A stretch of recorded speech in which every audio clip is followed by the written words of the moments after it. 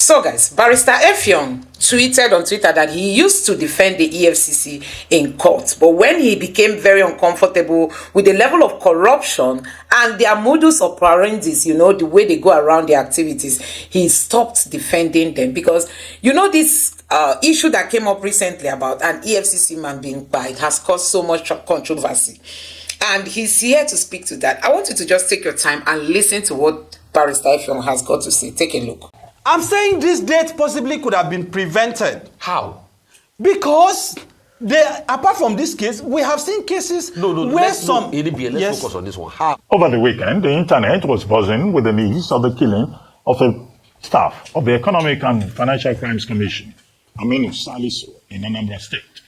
Salisu was allegedly killed by Joshua Ikechukwu, a suspected internet fraudster, during an arrest operation in Anambra on Friday. The recent news surrounding the death of the officer triggered reactions from Nigerians who called out the commission over their modus operandi.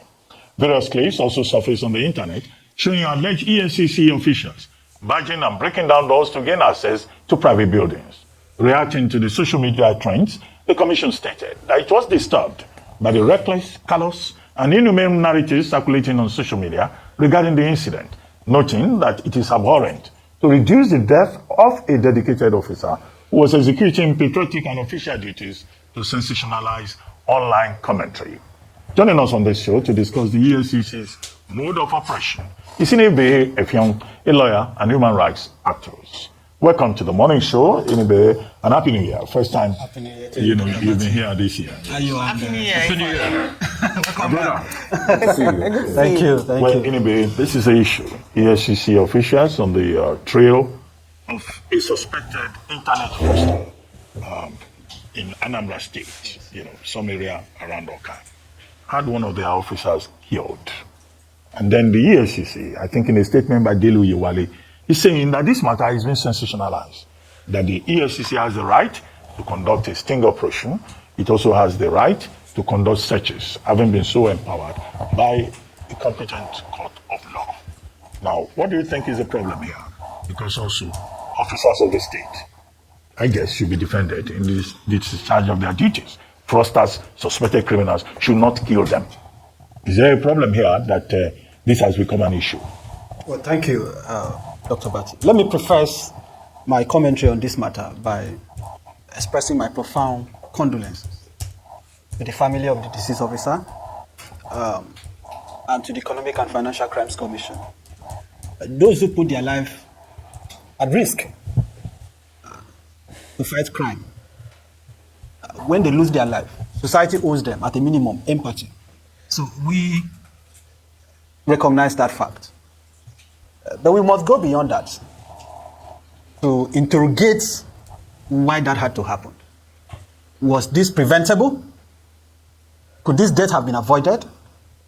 Now, I have read the statement of the EFCC spokesperson, and as I responded to it on social media, it is a statement that is lacking in particularity, specificity. The details are not there. The substance of the statement, there is very little to it in terms of substance. Now, I would have thought that given the gravity of this matter, the loss of an operative, that at a minimum, the spokesperson should have given the public some indication of the particular offense that this suspect committed. His reference to coding, the selling of medical supplies, belittles the point. It trivializes the issue. It speaks to confusion, an institutional confusion.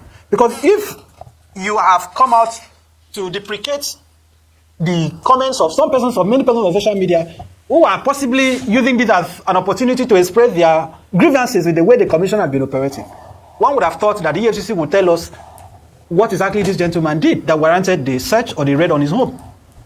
Did they defraud anyone through the internet? Who is the victim of the alleged fraud? Was there a petition? What led to the visit or the raid on his residence? What hour of the day did the search take place? Did they have a warrant? He claimed that the person who fired the operative saw the operative on CCTV. The CCTV colored or black and white? Were the officers on uniform? Were they properly dressed? Did they identify themselves when they got to his premises? Is the gun licensed? These are facts that will have to come out. It is also good to place on record that the Nigerian Medical Association has come out to say that this gentleman is not known to them. So we are hoping that more facts will come out. But Dr. Bati, more fundamentally, is the point that today, the EFCC is suffering acute trust deficit. This is an agency established by former President Obasanjo in 2003, primarily to fight corruption, which has become endemic in our country. As of 2003, when the EFCC was established, internet fraud or Yahoo was not in vogue. It was not the order of the day. So the primary reason for establishing the EFCC was not to fight fraudsters, internet fraudsters. But because internet fraud has become such a pervasive thing, it is expected that the commission will tackle it head on. However, what I have found is that the EFCC seems to be operating a parallel procedure. The way they handle cases that are within their primary mandate, which is political matters, is different from the way they handle the so-called Yahoo boys. Now, even in terms of modus operandi, the mode of operation, we have seen cases where EFCC will raid schools, including, apart from State University, for example, in my state, where I was awoken in the morning by calls from students, sending me videos, sending me pictures of their hostels being broken into, of persons who sustained injuries, persons who were rounded up and arrested. No investigation, no compensation. This has been going on. And it was on the basis of that on the 1st of November 2023, the commission, directed by the executive secretary, said that raids at night had been banned. So, have they reversed that policy? Nigeria deserves answers. It is not enough to simply say, that people are making bad commentaries, that people are not being sensitive. The EFCC has the responsibility to be more accountable to Nigerians. Okay, a number of issues. I think the press statement is adequate enough, as written by Delu Yewale. And I speak as somebody who spent 4 years issuing press statements. Now, you don't expect that in a press statement you will be answering some of the questions you have raised. About, we have a search warrant, we don't have a search warrant. Of course, for them to have gone to raid a particular place, they will have a search warrant. If you have any proof to the contrary, you say so. The statement by Delu Yewale said they raided at early hours, right? Now, as an officer in the Temple of Justice, you know also that it's an offense to resist, a search or an arrest. And then they said that this particular Ikechukwu guy, I think that's his name, in the Oka area, decided to open fire on officers of the state doing their work. Now, you say again they are acting outside their mandate. In this particular case, they are saying internet fraud. Internet fraud is a form of sabotage for Nigeria. It is also a financial crime. I think that is within their mandate to do.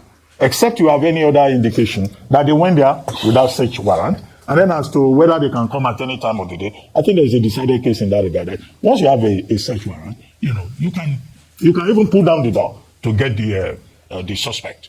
So, it looks like you are just anti-EFCC. No. You are defending the suspect. No, a few Speak as an officer in the Temple of Justice. A few clarifications. Yes. I haven't said that they are acting outside their mandate. I thought I heard you saying that. I'm saying that their primary mandate, the purpose for which they were established, as at 2003, when President Obasanjo established the EFCC, it was not to fight internet fraud, because internet fraud in 2003 was not really what it is today. And I also said that the law empowers them to fight internet fraud. No doubt about that. And let me place on record, I would, contrary to what you have said, describe myself as a friend of the commission. And I'm speaking out of burden in my heart. Okay. In fact, I've posted some of them on social media. Pictures, evidence where I have attended program by the commission, where they used to invite us. I was the person who led the campaign to reverse the scary injunction that was granted in Akwa Ibom to stop EFCC from investigating politicians. I have never sought any favor from EFCC. I have granted several interviews defending actions of EFCC. So if I am now speaking against some of the things I have observed, it is because I want a change. Now, regarding this specific case, Dr. Bati, regarding this specific case, it is not, I don't think the press statement is sufficient, at the minimum. Because in the press statement, they have already stated that they have already found the person guilty. What is the basis? I'm saying the public decides. It says suspected fraud. No, they said they have reached a conclusion that a case has already been established against him. Look at it. How did you reach that conclusion? Now, if you have a search warrant, if you look at Part 18 of AJA, the Ministry of Criminal Justice Act, the procedure for conducting search in Nigeria is clear. Yes, you can conduct search at any hour of the day. It is not a question of law. They can do that. Don't let's argue. Don't let's argue. I'm just trying to clarify. It's best Ayo comes in. I'm just trying to clarify. Just to further expand, I mean, what you're saying, what they said was preliminary investigations. Yes. Showed that Ikechukwu was involved in coding and online medical supplies of doubtful legitimacy. So they didn't say, and they said they're charging him. Please read the next paragraph. So he said, they also, 2 laptops and talk about what they recovered. Slope coin in police custody owing to the murderous dimension of his case. Yes. The commission will surely bring him to trial. That's what they said. No, he said his culpability has already been established. He's there. Look at it. Well, I have it in front of me. I can't see it. But let's move on. So, I hear you what you said. And previously, we have talked about the modus operandi of the EFCC. How I think we've even had an EFCC official or a security expert talk about how they can better conduct themselves in a more professional way. Yes. But what they are saying is that in this case, they conducted themselves in a professional way. In fact, the EFCC has come out with a statement to say that it was a legitimate exercise, that beyond being a Yahoo boy, he's not just a Yahoo boy. Allegedly, he might also have been into ritual killings, kidnapping, and using Yahoo as a front, right? So that's what they are claiming. Yes. But in terms, aside that which they are claiming, how could they have better at least address, approach this? Because they're also saying that he's not, Mr. Ikechukwu saw them on his CCTV camera, but still acted in the way that he acted. I'm just saying this because it's easy to demonize the EFCC and just point fingers, but it's also good to hear that side of the story and hear your balance on that. Ayo, when was this statement released? The statement was released, I believe it was... Between when... It was yesterday. When this tragic incident happened, if you look at the lapse of time, that is even questionable. We must demand change in the EFCC. Why did it take so long to release the statement? The gentleman that they arrested, if he is a fraudster, please prosecute him to the full extent of the law. If he fired at the officer wrongly, please prosecute him to the full extent of the law. Something about even him bearing arms. That a lot of the recent trend is that a lot of these Yahoo boys or these people who are involved in criminal activities are now arming themselves. So the danger of making light of this is that even though whatever the court will decide whether he's guilty or not, is that if we legitimize people holding arms and being able to fire against security operatives, that's a recipe for disaster. Yes, don't you agree? Entirely. But I'm saying, could this have been prevented? Okay. Because someone has died. Someone has lost his life. Should we wait for another operative to be killed? And we go back on this same conversation? So what should we do on both sides? I am saying people that. arming themselves and modus operandi. Well, I have not seen the statistics of that. I am saying that. They claim that that's what's happening. I am saying that the EFCC has to change its modus operandi. She's saying, is it okay for suspects to bear arms and fire at officers? It is not for anybody to bear an unlicensed arm. Because EFCC is claiming that that's the recent trend. And I'm saying this because they've said that it is important not to to judge the matter in the case when it hasn't, because we're doing exactly the same thing that you're accusing them of doing. Okay. Just hold on 1 second. So in terms of the bearing of arms, I'd like you to even share with regards to how it can be obtained. Can anyone obtain a license in Nigeria? Because if that's the case, then a lot of these Yahoo boys, criminals also have arms, and we say they were acting in self-defense, they thought they were criminals. Under the Firearms Act, possession of firearm that is not licensed by the president or the IG is a criminal offense. So if the arm was not licensed, right, that is a crime on its own. So that fact will have to come out. Of course. That fact will have to come out. But don't forget. Can anyone obtain a license? Let me just ask. No, there are prerequisites. You must be an adult. You must be of good mental state. Yeah. And so on. I am saying that under Section 33 of the Constitution. Was planning to use it for hunting? under Section 33. Was he a hunter? But go on. Under Section 33. Yeah. Come on, let's not kid ourselves. Most politicians in Nigeria have firearms. Yeah, but it doesn't make it legal. I'm telling you, they have firearms. Then we should address that challenge. That's what It is given this. If we want to have conversation about giving of gun license in Nigeria, because that's dangerous. What I am saying is that under Section 33 of the Constitution, there's a constitutional right to self-defense. Self-defense of one's life and one's property. Okay? Now, whether that defense will avail in this case, I don't know. Because the facts have not been put forward. Anyway, fairness, so. Yes. While you were talking, I reread this statement. There's nothing wrong with it. There's no part they talked about that his culpability has been found wanting. I've read it like 4 times over and over. There's no part that they said they found him culpable. The culpability, I don't know where you saw that phrase. That's number 1. Number 2, all the facts have been clearly stated. Yeah, because see, and I want to bring this point, I relate it to what happened in America. Yes. Where somebody killed a human being and people were supporting him on social media. Yes. Is that not the madness that is now going on social media as we speak as regards this case because people have something against EFCC? I'm not saying EFCC does right in every ramification. Please don't get me wrong. Yes. But in this regard, where is the fault of EFCC here? Well, let me read the statement I have to you. Yeah. Though currently in police custody, owing to the murderous dimension of his case, right? The commission will surely bring it to trial. Check. They said 2 laptops, iPads, several recording devices were recovered from his apartment, and his involvement in internet fraud is already established. I wasn't wrong. It's there. Involvement in Internet fraud is already established. That is a statement of culpability. Culpability of the Of the suspect. Well, They have said so. look, Inebe, No, the point I am before making- you go after him, No. you must have established. Dr. Bati, the point I am making. Yes. So as I was saying, you said, okay, they said the culpability was already established by this, that the cases of, I mean, like Dr. Bati said rightly, before you go, you have made your own research and investigation. That's why you went to the man's house. Yes. And when they knock at the door, it's for the man to be able to open up, if he's got nothing to hide. Then the man saw them, and there was a fisticuff at first, and he opened fire. I am saying that. So, it does not make it right. Yes. And in fact, after that trial that you read in eBay, they still talked about the commission. You see, though in this model, the commission will surely bring him to trial. So there's still a trial. So it's not EFCC that will prosecute him. They'll still go to court. So what's the establishment of culpability? It's based on the evidence they already have. I don't want to be misunderstood. Yes. Because this is a sensitive issue. And I reminded you that I have practiced law for 10 years. I have never been part of a defense of anybody charged or accused of corruption in Nigeria, even when those offers have come. That is the principal position that Ganifa Wemi took, that some of us have chosen to follow. Let EFCC point at one case where I have stood up against them on their mandate in court or anywhere, even when those briefs have come. I'm forced to say these things. And I also told you that I have been part of programs by the commission. I have been part of interventions to help them. There are things I may not be able to say here. When I speak this way, you've said that it is because of the frustration some of us have. I'm saying this date possibly could have been prevented. How? Because apart from this case, we have seen cases where let's some... let's focus on this one. How? Okay, They claim... stated, yes. They went to the man's door and all of that. They got it. If the police say, we are police officers, we are here. Law-abiding is okay. This is myself. I submit myself. But why did a physical offense in the first place? Most times they don't knock. Profile. If they knock in this case, it would have been an exception. That's not the rule. So you said that's not what I am used to. Have you heard the other man's side to know that they didn't knock in this case? Because this is one part of the story. Well, that would mean that we should take what they are saying with a pinch of salt. So have you heard the other man's side? That's why I'm saying. You know, I started by saying that my issue with the statement is not even the content. I'm saying that the content is not sufficient. Because if we are going to make these conclusions, they should give us more. Because someone has died. Yes. That does not stop prosecution in court. And I'm saying going forward,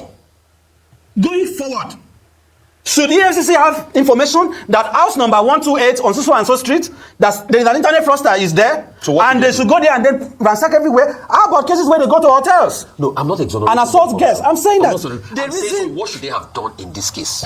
What they should have done, if you have information, because in fairness to the EFCC, sometimes their problem is that they believe that if they don't use this crude method, they will not be able to recover evidence. Well, okay. In fairness to them. We need to go now. But I'm saying that going forward, there has to be reform. There has to be confidence and trust building. What should they have done in this case? What should they have done? Yes.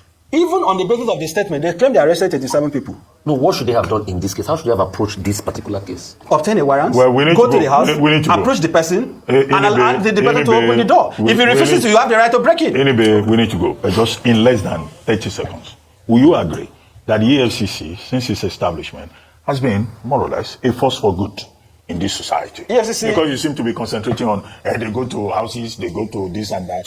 EFCC is good. EFCC should not be abolished.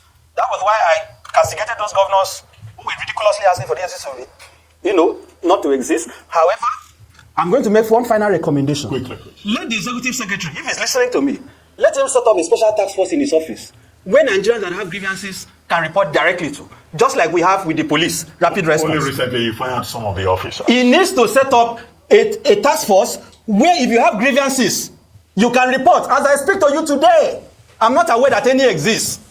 So if you submit a petition and they don't attend to, or you suspect the officials have collected money, which channel do you make a complaint to?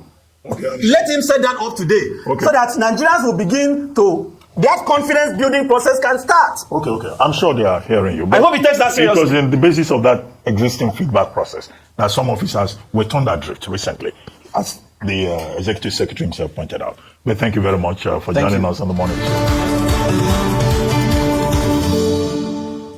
So guys, you've listened to Barrister Effiong speaking as to the actions of EFCC when it comes to going into people's houses for arrest. you know, since this news broke, I mean, Nigerians have been reacting. Even some people came out and said the Igbos are happy because an Hausa man was spied, you know, during this raid. And one keeps asking, why bring tribalism into all this? Why bring tribalism into all this? Nigerians, whether you are from the north, south, east, or west, we all know that the method EFCC uses, you know, in getting all these people is very wrong. And most times, even innocent people are all caught into this. You can't just go into people's house, break through. Look at what happened to, what's it called? Rochas or Korocha. That cannot happen to a northerner. We saw a northerner, the former, is it accountant general, who stole billions. Billions, before you know it, they crowned him. Another leader, I think a traditional leader, gave him title. You know, but when Rochas Okorocha was to vie for presidential position, that was under Buhari. The EFCC disgraced Rochas. They messed him up. I'm telling you, up to today, Rochas has not recovered from that. Because the internet does not forget. You know, the internet doesn't forget. So anything that happens, people bring the Igbo whatever to it. Anything that happens, people bring the Igbo whatever to it. And one keeps asking, how long is this going to go? How long are we going to be in all this? This is not all about the Igbos. It's not, neither is it all about the Yorubas. I mean, these are things that everybody should come out and condemn it and say, okay, EFCC, you people have been doing too much of this. Enough is enough. Can you be a bit professional? Can you do things at least the right way? I think that is what Nigerians should be talking about. Not we coming out to start saying because he's an Igbo, because he's not an Igbo and all that. And we begin to talk about, you know, the Igbos are happy because an Hausa man has been killed. So you just find out that some of these comments, they are unfounded. I mean, they are unfounded. This thing, it is a tragedy. People are not happy. And you are coming out to say Igbos are happy because an Hausa man was killed in the EFCC raid. How does that, how do you even think of, how does it even come out of somebody's mouth? That Igbos are happy because an Hausa man was caught up in the EFCC raid, was killed by an Igbo man. That is not, you know, what it's supposed to be. So guys, I don't know what you make of all this, you know. I don't know. I don't know what you make of all this. Honestly, looking at the way things are going in this country, everything tribalism, everything tribalism, everything tribalism. So what people should be focusing on is what actually happened. Was the EFCC wrong in their modus of operandi? The way they went, is it okay? Can the EFCC be reformed? Can things be done a little bit professional in this country? Are we going to continue in our old way and manner of doing things so for us to say we are really working? Is it not time? The EFCC believes if they don't use force, if they don't use by force, by fire, by force, you know, they will not get what they want. But that has ended up making people to lose trust in this EFCC agency or whatever you call it. Now people are going tribal. Anyway, let me know what you think about all this in the comment section below. Please don't forget to subscribe to the channel, turn on the notification bell. Please give this video a like so that YouTube can recommend it to others, and drop your thoughts in the comment section below. Thank you.